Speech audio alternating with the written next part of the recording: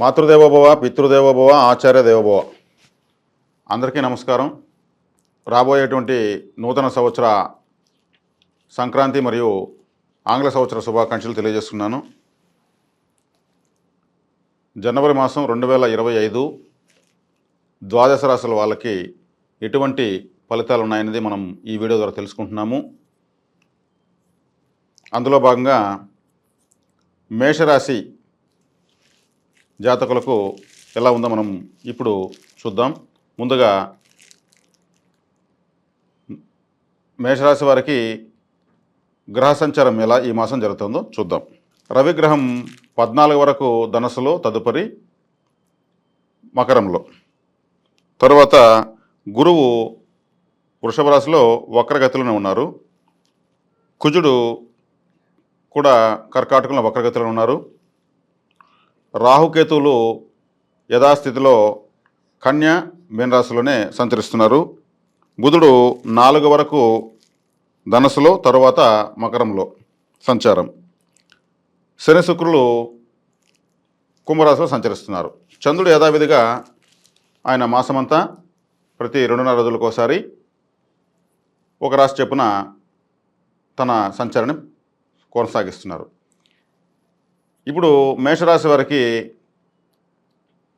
రాశ్యాధిపతి అయినటువంటి కుజుడు కర్కాటక రాశిలో నీచ స్థితిలో చాలా ఇబ్బందికరమైన పరిస్థితుల్లో ఉన్నా కానీ తన రాశిని 3వ చూపుతో అంటే పాద దృష్టితో వీక్షిస్తూ ఇబ్బంది పెడుతున్నటువంటి శని యొక్క 2 గ్రహాలను అతను దిగ్బంధించి ఉన్నాడు.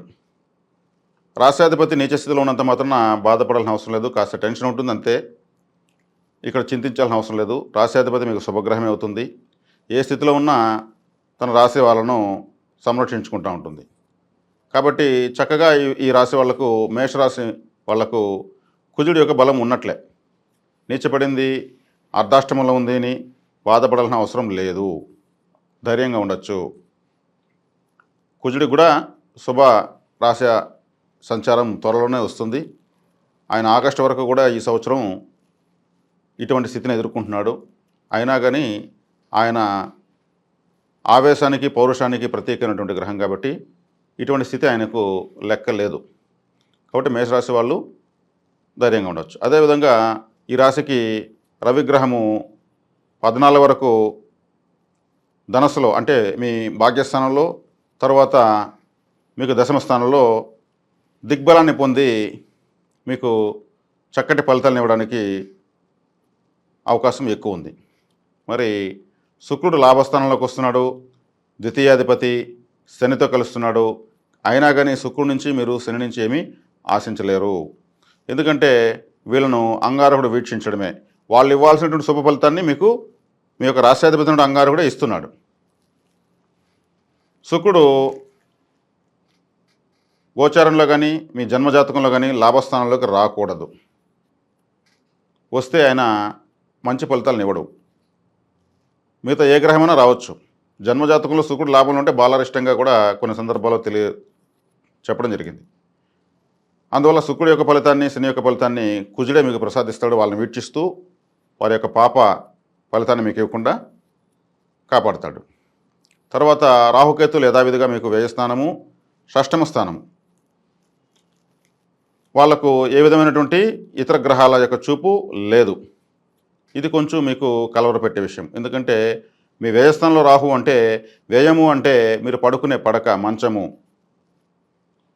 ఆసుపత్రి, అక్కడ కూడా వెళ్ళి పడుకుంటాం చింతనతో. కాబట్టి రాహు యొక్క స్థితి ఇక్కడ మీకు సరైన నిద్ర లేకపోవడానికి కారణమవుతుంది. అది కూడా త్వరలోనే ఆయన కూడా మీకు లాభస్థానానికి మారబోతున్నాడు మే నుంచి.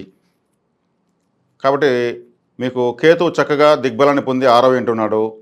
6వ ఇంటి ఉంటూ మీకు ఆయన మీ రాశికి శుభగ్రహమే. కేతువు కుజవత్ కేతు అన్నారు. ఆయన గురు సమానుడు కూడా, జ్ఞానకారకుడు. మరి రవి యొక్క ఫలితాన్ని కూడా ఆయన ఇచ్చేదానికి ఎన్నో సందర్భాల్లో జ్యోతిశాస్త్రంలో చెప్పబడి ఉంది. మీ తృతీయ షష్టాధిపతి మీకు భాగ్య దశమ స్థానాలు సంచరిస్తున్నారు. ఈయన కూడా అంగారకుడికి చూపులోకి వెళ్ళాడు. ఈ బుధగ్రహం ఇచ్చేటువంటి దుష్ఫలితాన్ని మీకు ఆయన నియంత్రించి పూర్తిగా రాశిని కాపాడుతున్నటువంటి ఏకైక గ్రహం అంగారకుడు అని చెప్పొచ్చు. ఇక ద్వితీయంలో గురువు వక్రస్థితిలో ఉన్నారు, శత్రుస్థలంలో ఉన్నారు.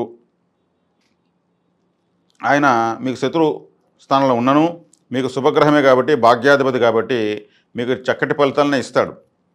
మీ రాశికి శుభగ్రహాలైనటువంటి గురువు, రవి, అలాగే చంద్రుడు, కేతువు ఎక్కడున్నా, ఎటువంటి దుస్థానాల్లో ఉన్నా మీ రాశిని కాపాడటానికే వాళ్ళు ప్రయత్నిస్తారు, ఇస్తారు కూడా. కాబట్టి గురు కుజుల యొక్క ఆశీర్వాద అనుగ్రహం ఈ రాశి వాళ్ళకి సంపూర్ణంగా ఉంది. కేతువు, రవి యొక్క అనుగ్రహం చాలా బాగుంది.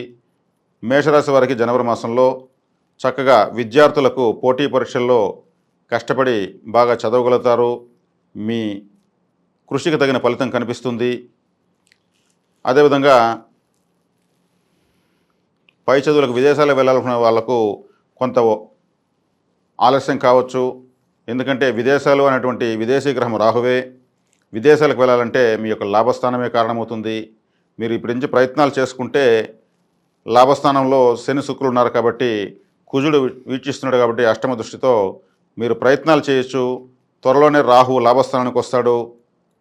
అప్పుడు మీకు చక్కగా ఇప్పుడు చేసిన ప్రయత్నాలు సఫలీకృతమవుతాయి. ఇక వివాహ విషయాలు తీసుకుంటే మీకు గురుబలము చక్కగా మీకు ఉంది. ఈ గురువు కూడా మీకు మే 15 వరకు ద్వితీయ స్థానంలో ఉంటాడు, కుటుంబ స్థానంలో ఉంటాడు, మీకు భాగ్యాధిపతి కాబట్టి వివాహ ప్రయత్నాలు మీరు చక్కగా చేసుకోవచ్చు. వాటన్నిటికి కూడా ఎటువంటి ఆటంకాలు లేవు. మీకు ఆ ప్రయత్నాలు కూడా మేషరాశి వాళ్ళు చేసుకోవచ్చు.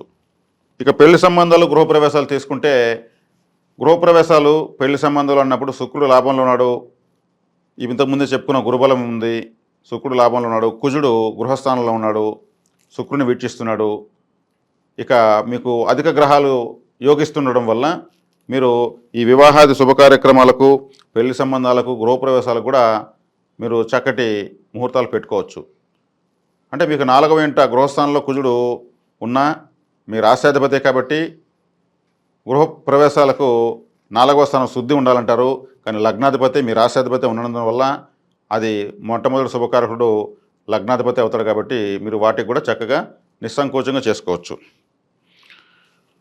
తర్వాత అనుకోని ప్రయాణాలు అంటే మీకు ఒక విధంగా ఇది లాభించకపోవచ్చు. అనుకోని ప్రయాణాల ద్వారా ఆ శ్రమ మాత్రమే మీకు మిగులుతుంది. ఎందుకంటే ప్రయాణము అంటేనే 7వ స్థానము, 9వ స్థానము, 11వ స్థానం సూచిస్తాయి. ఈ 7వ స్థానాధిపతి శుక్రుడు శనితో కలిసి ఉన్నాడు, కుజుడి చేత వీక్షించబడుతున్నాడు, కాస్త శ్రమ పడుతున్నాడు. అదేవిధంగా 9వ స్థానాధిపతి గురువు వక్రించి ఉండడం వల్ల, ఇక లాభస్థానంలో శని శుక్రులు ఉండడం వల్ల, కుజుడి చేత వీక్షించబడడం వల్ల ఈ అనుకోని ప్రయాణాల వల్ల కాస్త మీకు అనుకున్నంత ప్రయోజనాలు ఉండవని చెప్పవచ్చు. ఇక ఈ రాశి వాళ్ళు ఈ మాసంలో చేసుకోవాల్సినటువంటి పరిహారాల విషయానికి వస్తే, మరిన్ని శుభ ఫలితాలు పొందాలంటే ఈ రాశి వాళ్ళు సుబ్రహ్మణ్య ఆరాధన. ఎందుకంటే సుబ్రహ్మణ్య ఆరాధన మీ రాశ్యాధిపతి అయినటువంటి అంగారకుడు నీచపట్టి ఉండడం, వక్రించి ఉండడం, ఆయనకు మరింత బలం కావాలంటే సుబ్రహ్మణ్య ఆరాధన చేయడం వల్ల చక్కగా మీకు శుభ ఫలితాలు పెరుగుతాయి. అదేవిధంగా గురు దక్షిణామూర్తి, గురుగ్రహం కూడా మీకు వక్రించే ఉంది. గురు దక్షిణామూర్తి కూడా మీకు గురుగ్రహం నుంచి అత్యద్భుతమైన ఫలితాలు రావడానికి తోడ్పడుతుంది.